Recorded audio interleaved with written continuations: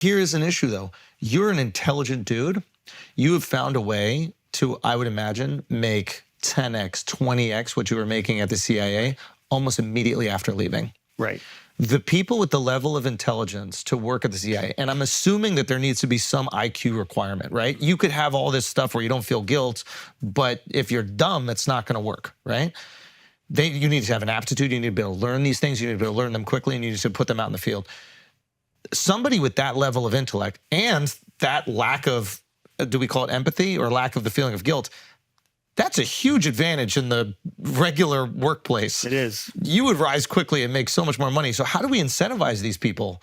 How do we incentivize smart people in the same way that we can't get smart people to be politicians anymore? How do we get them to be in government agencies at all? Well, that's the question. You guys are all going to be hedge fund dudes, like people in your position. That's the million-dollar question. That's why you see there's a military recruiting crisis. If you guys weren't aware of that, military hasn't hit recruitment numbers in 2 years. Oh, wow. The federal government can't recruit people fast enough, right? There's a dearth of interested candidates in supporting the federal government because they see the federal government. And put yourself in the shoes of like a 14-year-old back in 2009 or 2005. That 14-year-old who is now, whatever the age is, 18, 21, 23, right? That child then has watched utter chaos in government. And now they're deciding, do I want to work for Google or do I want to work for the federal government? It's an easy answer. There's also like, has there been a war that we feel has been justified that we want to support? So if you're a young kid seeing that and that's the ideology, great point. You know what I mean? That's the ideology that you have.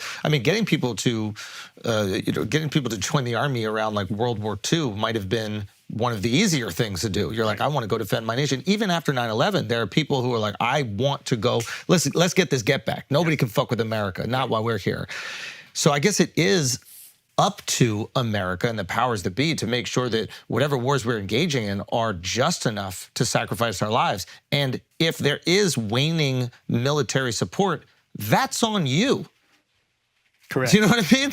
Correct. Yeah, it's not on the people for understanding what the fuck is going on. If you look at veterans now, it's shocking how many veterans exist right now that do not want their children to join the military. When it used to be I didn't even know it used to be like that. It makes sense. Yeah. Completely logical sense. But the only veterans I know are like, I would never. But that wasn't the case. It was my grandfather was a captain. A big part of the reason I was military. My uncle was in the military. My mom was in the military. My stepdad was in the military. My aunt was in the military. That's what you do. So because it was so easy to recruit, did that make them lazy when it came to like supplying services for vets, and then now they're in the opposite situation? I think yes and no. I think it was easy for them to recruit, so they didn't pay attention to what you do on the tail end of that person's career. So yes, I think there's validity there.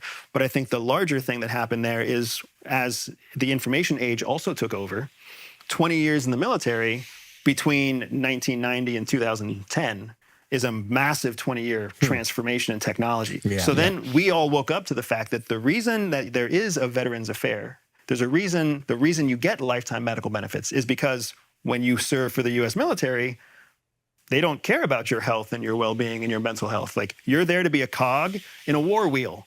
And some cogs in the war wheels die and get medals, but many, many more cogs in the war wheel get traumatized, get hurt, and then they need medical care for the rest of their lives.